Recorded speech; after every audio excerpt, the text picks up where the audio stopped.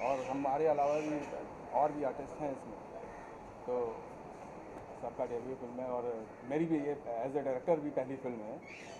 और आप हैं अरुण जी, अपना परिचय बताएंगे खुद। मैं अरुण शुक्ला, ये मेरी पहली मूवी थी जिसमें हमने शुरू किया। और एक्चुअल में ये कहानी इसकी बड़ी इंटरेस्टेड है, ऑथेंटिक भी है। रिपोर्ट इसकी जो यूएन से थी पॉवर्टी के लिए, उस पर थी। और ये बहुत बड़ी जनसंख्या हमारी जो गरीबी को झेल रही है, एक्सट्रीम पॉवर्टी झेल रही है, उसको लेकर के ये स्टोरी सामने आई, जिसको लेकर के हमारे डायरेक्टर साहब, प्रोड्यूसर साहब ने इस कहानी को बनाया है, हमें मौका दिया इसमें काम करने का। हम इन सब के लिए थैंक यू। हाय, मेरा नाम बबली है और इसमें मैं लीड कैरेक्टर एज अ हल्दी प्ले कर रही हूँ। और एज़ यूजुअल सबकी तरह मेरा भी ये फर्स्ट कॉन्ट्रैक्ट था। और Haldi like all the movie, the entire movie is all about kisan and their struggle, their life. पर मेरा जो कैरेक्टर है वो एक लव स्टोरी की तरफ आप लोगों को खींचता है।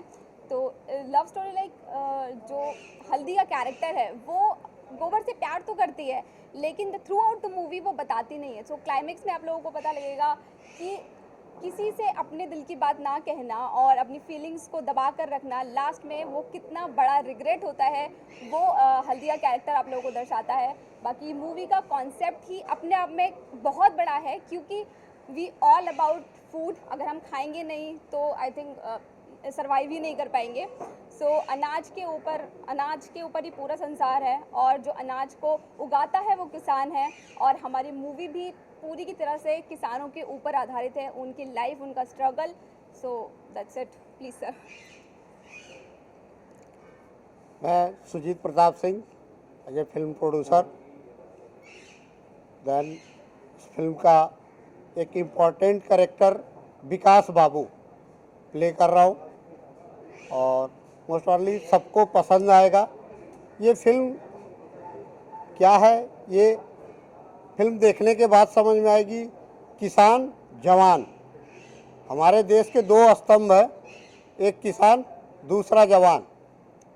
तो इस पे ही पूरी फिल्म इर्द गिर्द घूम रही है। ठीक, क्या है ये थिएटर में पता चलेगा आपको। Thank you. एक इम्पॉर्टेंट बात और मैं बताना चाहूँगा, ये कोई रीमेक नहीं है और ये बाकी फिल्मों से काफ़ी अलग है।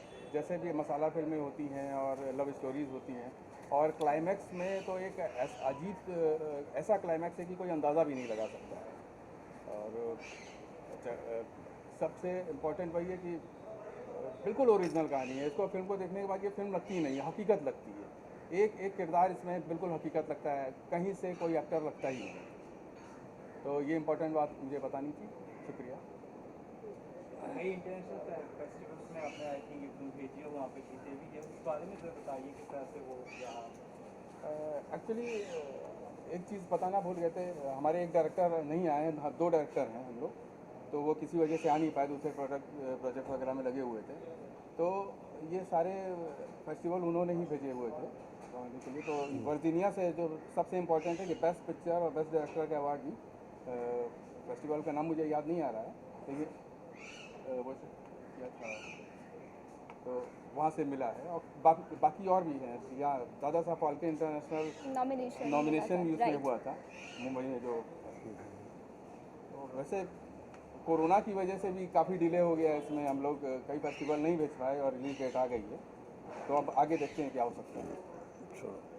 भारत सर्च किया जा रहा है इंडिया में, ये जो कॉन्सेप्ट है कितना यूनिक है और कितना इम्पोर्टेंट है। एक्चुअली किसानों की दृष्टि से भी देखें और हम सब अपने दृष्टि से भी देखें तो इसमें बहुत इम्पोर्टेंट चीज़ है कि भारत हमारा खोता जा रहा है। जो हमारी संस्कृति थी, जो सभ्यता थी, और सब चीज़ का व्यापारीकरण हो रहा है।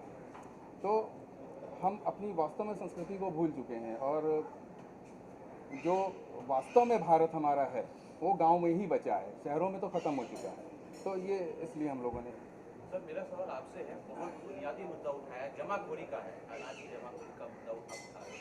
किस प्रकार से तैयारी की थी गाँव में जाके, किस प्रकार से आपने इसकी तैयारी? बेसिक क्या है कि मैं एक किसान परिवार का बेटा हूँ, मैं खुद भी एक किसान परिवार का ही बेटा हूँ, और ये सारी चीज़ें हमने धरातल पे देखी है कि किस तरीके से जो साहूकार या जो बड़े लोग हैं, किसान उगाता तो ज़रूर है,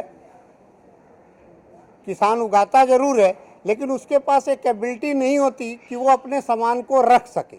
रखता तो उसको अच्छी कीमत मिलती जो उसके परिवार के काम आ सकते हैं। अन्य कई सारे ऐसे समस्याएं हैं किसानों को लेके, जो अगर हमारी सरकार ठीक या हम खुद भी अगर थोड़ा सा सपोर्ट करें तो किसान एक अच्छी ज़िंदगी जी सकता है, जिसके भरोसे हम नहीं पूरा विश्व टिका हुआ है। आप कह रहे हैं कि गोडाउन होना चाहिए, लेकिन जो रिसेंटली गवर्नमेंट के साथ कई सारे फार्मर्स ने जो प्रोटेस्ट किए थे, उन्होंने कहा था कि गोडाउन बनेगा ज़्यादा तो किसानों को ही नुकसान होगा, तो इस पर आप कैसे देखते हैं? हाँ, उसको मैं ऐसे देखना चाह रहा हूँ, जो हमने गोडाउन प्रस्तुत किया है वो फिल्म जब आप देखेंगे तो आपको समझ में आएगा कि ये गोडाउन किस तरीके की होने चाहिए। क्योंकि जो किसान भाई हमारे प्रोटेस्ट किए, हम उनको एप्रिशिएट करते हैं, लेकिन तरीके अलग अलग हैं सबके समझने का। हमने इसमें जो समस्या का समाधान इस फिल्म के अंदर दिया है, हमें लगता है अगर ऐसा कुछ हो तो और ज़्यादा आसानी से और सारे लोगों को, सारे किसान भाइयों को और ज़्यादा फायदा हो सकता है। किसानों की आत्महत्या एक बहुत बड़ा मुद्दा है देश में। इसे कई सालों के बावजूद कहीं ना कहीं हमें लगता है सॉल्व कभी होता नहीं। किसानों के लोन माफ कर दिए जाते, बहुत सारे इश्यूज होते हैं, तो इस मुद्दे को कितना बता दीजिए। हाँ, ये फिल्म किसानों की वो दर्द को बयां करती है जो अक्सर किसान आत्महत्या कर लेते हैं। उसके पीछे कौन कौन से रीजन है, अगर हम उसको दूर कर दें तो किसानों की आत्महत्या करने जैसी प्रवृत्ति अपने आप इस हिंदुस्तान से खत्म हो जाए। तो आप कहीं ना कहीं सॉल्यूशन दे रहे हैं किसानों के मुद्दों को लेकर अपनी फिल्म के माध्यम से। हाँ, मैं इसमें किसानों के मुद्दों को उठाने के साथ साथ उसके सॉल्यूशन भी इस पिक्चर के अंदर हमने प्रस्तुत किया है कि अगर ऐसा हो तो ऐसा हो सकता है। कहाँ शूट हुई ये फिल्म, थोड़ा अगर आप बता। हाँ, ये फिल्म मैं आपको ये बता सकता हूँ, ये फिल्म इलाहाबाद के इर्द गिर्द, यूपी के अंदर इलाहाबाद के इर्द गिर्द कई जगहों पे हुई है। फिर एक बनारस के आगे गाजीपुर एक शहर पड़ता है, वहाँ कुछ हुई है। कुछ अंश इसके चेन्नई में भी शूट हुए हैं। ठीक है, तो ये टोटल हुआ है। कोई किसानों को मुद्दे को लेकर जो किसान आपने दिखाया है, गोबर नाम रखा है, तो ये क्या था? मतलब गोबर ही नाम क्यों रखा आपने, मतलब क्या कारण? ऐसा है कि देखिए, इस फिल्म के जितने किरदार हैं, सिर्फ आप गोबर पे फोकस हो रहे हैं, मैं ये बताना चाह रहा हूँ इस फिल्म के जितने भी किरदार हैं लगभग गंवई पटकथा पे, गांव में लगभग इस तरीके के जो जैसा रिएक्ट करता है उसका नाम उसी टाइप का गांव के लोग रख देते हैं। ठीक, तो ये उसके हिसाब से ही सारे नाम हैं। जब आप फिल्म को देखेंगे तो लगेगा नहीं ये व्यक्ति अपने नाम के साथ सही तरीके का फैसला किया है। फिल्म कितने स्क्रीनों में रिलीज होगी, क्या है आगे की प्लानिंग, कब तक रिलीज होगी? ये फिल्म 17 दिसंबर को on screen all over India open है। और ये फिल्म लगभग उम्मीद के अनुसार शुरुआत में हमें जो आज दिख रहा है वो आप लोगों के सहयोग से 400 से 500 सिनेमा मिनिमम स्क्रीन पे आएगी। मैम आपने कितना रोमांस किया इस फिल्म में, क्या होगा आपका कैरेक्टर? रोमांस अगर हम आज के ज़माने को देखें तो उतना ओपनली ऐसा कुछ नहीं है, लेकिन पहले जो छोटी छोटी चीज़ों में हम लोग खुशी ढूंढ लेते थे, लाइक एक दूसरे को देखना, हग करना, वही रोमांस दिखाया गया है जो एक्चुअल में होता है, जो शुरुआत में होता है। क्योंकि स्टोरी ख़त्म हुई नहीं है, स्टोरी शुरू होने से पहले ही लव स्टोरी का एंड हो गया है। क्योंकि लाइक आप मूवी में आपकी डेब्यू फिल्म है और आपने एक बुनियादी मुद्दे पे आप एक्टिंग कर रही हैं, तो कितना बड़ा रिस्क उठा रहे हैं आप? सर, ये मेरे लिए द बिगेस्ट रिस्क और टास्क था, क्योंकि इससे पहले मैंने कभी कैमरा फेस भी नहीं किया था। I am from hotel industry, ठीक है, होटल शांगिला में जॉब करती थी, and all of the sudden I just got the call. So क्योंकि मैं अनाज से ऑलरेडी रिलेटेड हुआ, I am serving the guest, तो वहाँ पर जो मेरा कैरेक्टर था हल्दी, लाइक किसी ने मुझे देखा नहीं था कि कैसा एक्ट करूँगी। So everybody was very nervous, even me, कि मैं कैसा प्ले करूँगी। उसके बाद जब when I shot the first scene, like मेरे डायरेक्टर जो थे अखिल सर और अक्सर इलाहाबादी, जो कि अभी नहीं है यहाँ पर हमारे साथ, तो उनकी आंखों में लिटरली पानी आ गया था कि they said the first word ही सेड कि हमें हमारी हल्दी मिल गई है. So I was also very happy during this role. Sir film की एक बोलते हैं ना, एक डायरेक्टर का बहुत इंपॉर्टेंट रोल होता है, स्पेशली इस तरह की फिल्म अगर बना रहे हैं, स्टोरी मजबूत होनी चाहिए. तो एज ए डायरेक्टर आपको ये स्टोरी कितनी कंक्रीट लगी और किस तरह से इसको प्रेजेंट करा, कितना बेहतर तरह से फिल्म बन पाई, क्या लगता है? नहीं, बहुत ही अच्छी बनाई गई है. डायरेक्टर हमारे हर छोटी छोटी बातों को बहुत गहराई से लिए हैं और हर पॉइंट को उन्होंने मतलब ग्रामीण परिवेश में कैसी स्थितियाँ हो सकती हैं उसको देखते हुए उठाया है. हर कैरेक्टर को ऐसा जीने पे उन्होंने जो है मजबूर किया. ऐसा सीन आएगा देखने, मुझे लगता है हर व्यक्ति इसको अप्रिशिएट करेगा. सर लास्टली सर आपसे जान जैसे क्या ये फिल्म क्या OTT पर भी रिलीज की जाएगी बाद में रिलीज होने के बाद 15 तारीख के बाद, जो क्या है आपकी क्या प्लानिंग? तो OTT से काफ़ी रीच आउट जाएगी, क्या देना चाहेंगे? इसका जवाब इसका तो शायद हमारे प्रोड्यूसर साहब ज़्यादा सही जवाब दे सकते हैं. तो सर आप. बेसिक क्या है कि आज का जो दौर है वो हर व्यक्ति OTT की तरफ जा रहा है. बेसिक मैं यहाँ आया हूँ, सार्थक सिनेमा मेरा ब्रांड है और मोस्ट ओवरली आप लोगों को एक इसके साथ साथ भी संदेश दे सकता हूँ. OTT पे आएगी ये फिल्म, ये तय है इस थिएटर के बाद. लेकिन आप लोगों से ये कर रहा हूँ कि वो खुद की अपनी OTT में लेके आ रहा हूँ. लास्टली कहना चाहूँगा सबसे एक रिएक्शन की, जो भी फिल्म इंडस्ट्री जो है, लोग निर्माता हैं, प्रेक्षक हैं, क्या सीखेंगे इस फिल्म को देख के? जो आम जनता भी है देखेगी तो क्या संदेश लेके जाएगी? एक एक करके आप सब रिएक्शन दीजिए. बेसिक ये है कि जिन चीज़ों को हम भूल चुके हैं आज के परिवेश में, जिन चीज़ों को, जैसे हमारी इच्छा हमेशा होती है कि हमारा बच्चा ऐसा संस्कारी हो, लेकिन आज के परिवेश ऐसे हैं कि वो उस संस्कार से दूर हो रहा है. तो मेरा मानना है कि अगर इस फिल्म को आप सब परिवार बैठ के देखते हैं, ठीक, तो 100 मैं नहीं कहता कि हर बच्चा उसको अपना लेगा, लेकिन मेरा एक सार्थक कदम ये माना जाएगा सार्थक सिनेमा की तरफ से कि जो चीज़ में पुरानी संस्कृति को, संस्कार को, जो आपके अंदर है वही आपके बच्चों के अंदर आए. ठीक, इसका ही हमने प्रयास किया और सजीव प्रदर्शन है. जब बच्चा उस पिक्चर को देखेगा तो 110% मेरा मानना है कि वो अपने संस्कृति और संस्कार को भूल नहीं पाएगा. आगे से आप अपने बच्चों में खुद ब खुद बदलाव पाएंगे. मैम आप देखे रह जाएंगे. जी, जैसे कि आपका सवाल था कि अभी के जो बॉलीवुड फिल्म मेकर्स है उन पर वो क्या सीख ले सकते हैं. आई थिंक हमारी जो रियल लाइफ है वो बहुत ज़्यादा इम्पैक्ट करती है बॉलीवुड से. बहुत सारे लोग इंस्पायर होते हैं, इम्पैक्ट होते हैं बॉलीवुड मूवीज़ से.